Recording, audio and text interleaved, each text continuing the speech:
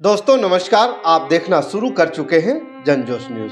देखिए, आपकी जिंदगी इतनी सस्ती है, आपकी मतलब आम आदमी की जिंदगी इतनी सस्ती हो गई है।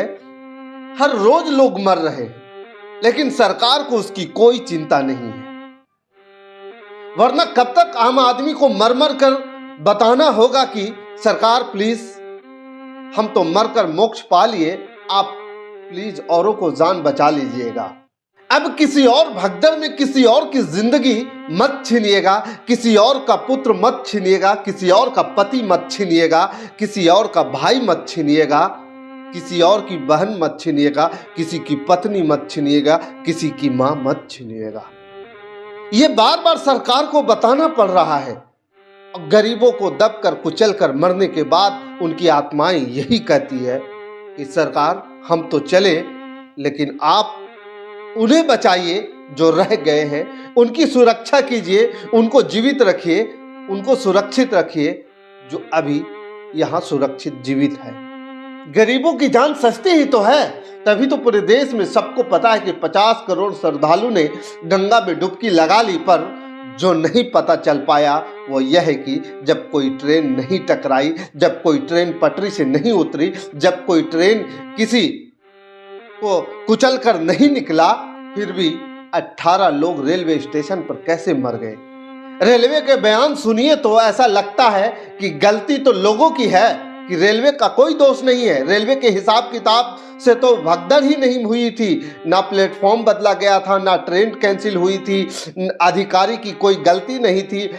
गलती तो आम लोगों की थी, वो लोग जिस कुंभ में नहाकर मोक्ष पाने की संगम जाने के लिए सोच रहे थे और घर से निकल पड़े थे, वह देश की राजधानी से भी वीआईपी स्टेशन पर सिस्टम सरकार की बद इंतजामी और लापरवाही के हाथों प्लेटफॉर्म पर ही बड़ी हैरानी होगी। यह बात जानकर आपको हैरानी होगी, आपको यह जानकर कि प्रधानमंत्री नई दिल्ली रेलवे स्टेशन से महज 5 किलोमीटर की दूरी पर रहते हैं। समय केवल 20 मिनट लगता है। रेल भवन से नई दिल्ली रेलवे स्टेशन की दूरी केवल 4 किलोमीटर है, समय 15 किलोमीटर लगती है। राष्ट्रपति भवन से नई दिल्ली रेलवे स्टेशन की दूरी 5 किलोमीटर है, समय केवल 20 मिनट लगती है। जिस संसद में खड़े होकर अब तक रेल मंत्री यह दावे करते रहे कि दिव्य कुंभ के लिए भव्य इंतजाम रेलवे ने कर रखे हैं, उसी संसद से केवल 3 किलोमीटर दूर नई दिल्ली रेलवे स्टेशन के प्लेटफॉर्म नंबर 14 की सीढ़ियों और प्लेटफॉर्म नंबर 16 की एक्सीलेटर के पास प्रयागराज जाने वाली भगदड़ में मर गए।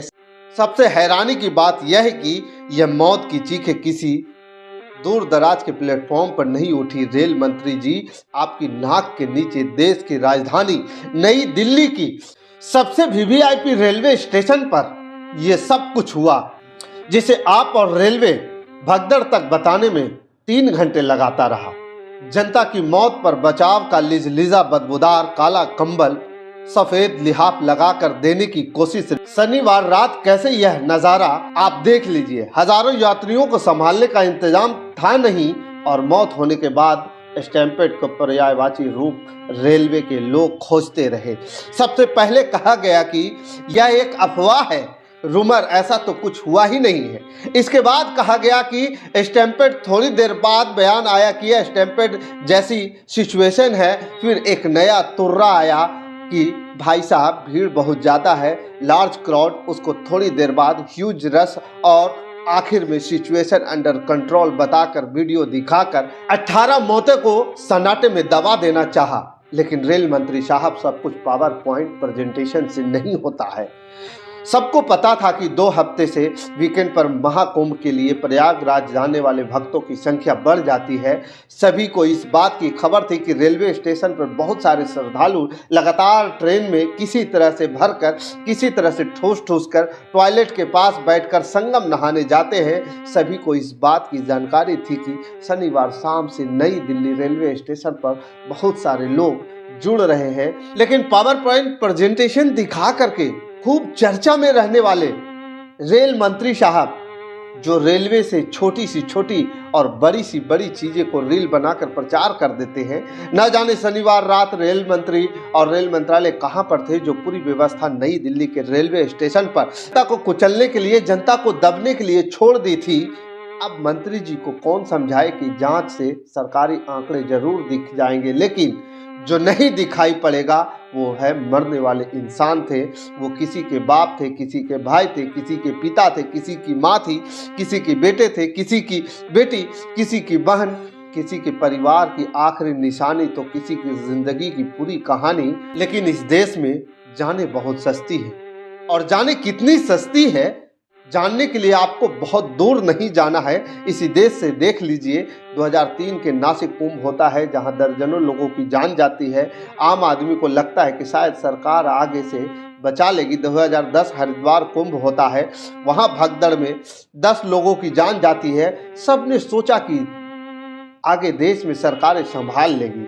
2013 की यही प्रयागराज, तब नाम इलाहाबाद था, कुंभ का मौका था, रेलवे स्टेशन पर भगदड़ होती है, 43 लोगों की मौत हो जाती है। जनता की जान जाने का नंबर साल दर साल जो है बदलता रहा, लेकिन आम आदमी की जान बचाने की सरकारों में ना नीयत बदली ना तो नीति बदला। बस साल 2025 आया, 144 साल बाद वाला प्रचार जबरदस्त तरीके से किया गया। हर आदमी को यह एहसास हो गया कि इस बार गंगा मैया खुद ही सभी का अटेंडेंस बना रही है, सभी की हाजिरी लगा रही है। अब की कुंभ नहीं नहाया तो सनातन वाला रिश्ता टूट जाएगा। सरकारी प्रचार का जोर रहा और जनता जो है संगम नोज पर भगदड़ हुई। संगम नोज पर जो है आंकड़ा 30 मौत का कहता है। गैर सरकारी दावे तो न जाने कितने लोगों की मौत है। खैर जनता ही जानती है या सरकार जानती है। बड़ी मासूम होती है ये जनता।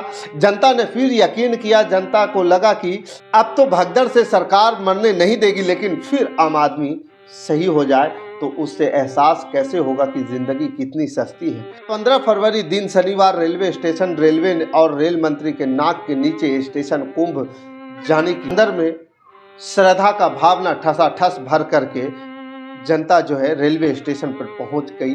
और फिर वही भगदड़, सांसें रुक गई, फिर बच्चे चीखने लगे, फिर माँ चिल्लाने लगी, फिर बेटियां तड़पने लगी, पुरुष हिल नहीं पा रहे थे, जहां था वहीं दबने लगा, चले जाने लगा। कोई मुंह से सांस देने की कोशिश कर रहा था या कोई जो है दिल को दबा करके वापस धड़कन लाने की कोशिश में जुट गया। पीछे से कोई इनको आवाज़ आती रही, यात्रीगण कृपया ध्यान दें, कुंभ स्पेशल ट्रेन प्लेटफॉर्म नंबर संख्या फलाने फलाने पर आने वाली है। इस बार यह नंबर आम आदमी का है। अब सरकारी प्रचार करने वाले या सरकार से जुड़े लोग चाहे तो उसका भी प्रचार प्रसार करवा करके ये शर्मनाक वाहवाही बटोर ले कि 144 साल के कुंभ के मौके पर 2 बार भगदड़ का हुआ यह घटिया संयोग जो है कुछ भी हो सकता है।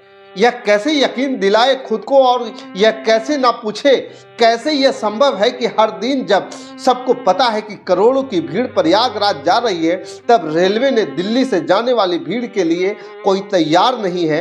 क्या हर बात को षड्यंत्र साजिश कहकर टाला जा सकता है? सरकार ये कह रही है कि जांच कमेटी बैठाएं, जितनी बड़ी ट्रेजरी उतनी बड़ी जांच कमेटी की रिपोर्ट भी आएगी और रिपोर्ट पोस्टमार्टम का भी आएगा। पोस्टमार्टम की रिपोर्ट तो जानते हैं क्या लिखा होता है। लिखा होगा कि दम घुटने से मौत हो गई। पोस्टमार्टम रिपोर्ट में शायद लिखा होगा कि कुछ लोगों के सिर में चोट लगने से मौत हो गई। पोस्टमार्टम में रिपोर्ट में ये लिखा होगा कि शॉक की वजह से कुछ लोगों की जानें चली गई। लेकिन यह क्या पोस्टमार्टम रिपोर्ट में कहीं लिखा होगा कि रेलवे के अधिकारियों के नकारेपन की वजह से इन निर्दोष लोगों की जान गई है? हजारों लोगों को संभालने के लिए जितने इंतजाम होने चाहिए थे, क्या उतने इंतजाम हुए थे? उतने इंतजाम नहीं कर पाई ये रेलवे। क्या ये पोस्टमार्टम रिपोर्ट में लिखकर आएगा? नहीं आएगा। रेलवे को पता था कि हर घंटे 1500 जनरल टिकट काट करके जो है जनता बस किसी तरह से स्पेशल ट्रेन का प्रचार प्रसार दिखाकर, रेलवे को पता था ना कि हर घंटे 1500 जनरल टिकट कट रहे हैं। इतने लोग कहाँ जाएंगे, कैसे जाएंगे? आप स्पेशल ट्रेन के नाम पर सारी ट्रेनें जो खोल रहे हैं, उस ट्रेनों में क्या जगह थी? लोग बैठकर उसके टॉयलेट में बैठकर जाने का इंतजार कर रहे थे। सीसीटीवी कैमरा था, लेकिन सीसीटीवी कैमरे का क्या प्रयोग रहा? किसी को नजर नहीं आया। क्या वाकई में इस बात पर यकीन कर लिया जाए कि रेलवे का अंदाजा नहीं था कि स्टेशन पर कितने लोग जुटे हैं? अगर अंदाजा नहीं था तो फिर आप टिकट क्यों काट रहे थे? तो जवाबदेही किसकी, जिम्मेदारी किसकी? इन लोगों की जिंदगी जाने के पीछे जिम्मेदार कुंभ स्पेशल ट्रेन का नंबर गिनवा कर किया जाएगा या वाहवाही लूटा जाएगा, या फिर कोशिश बेशक व्यवस्था भुला जाने वाले रेलवे अधिकारी, रेल प्रशासन, रेल मंत्री क्या क्या तारीफ लूटने वाले जिम्मेदारी जवाबदेही भी रखेंगे, या फिर जांच रिपोर्ट में नाम पर ठंडा पानी डाल दिया जाएगा। कुछ दिन बाद आज के सुलगते सवालों को जो है ठंडा कर दिया जाएगा। किसी भगदड़ में आम आदमी की मौत का इंतजार होगा। यह सवाल भी होगा कि आम आदमी की मौत दुनिया के सबसे बड़े लोकतांत्रिक देश में इतनी सस्ती क्यों है, सोचिए। बाकी इस खबर के प्रति आपका क्या विचार है, आप हमें कमेंट कर जरूर बताइएगा। हमारे साथ बने रहने के लिए धन्यवाद। जय हिंद, जय भारत।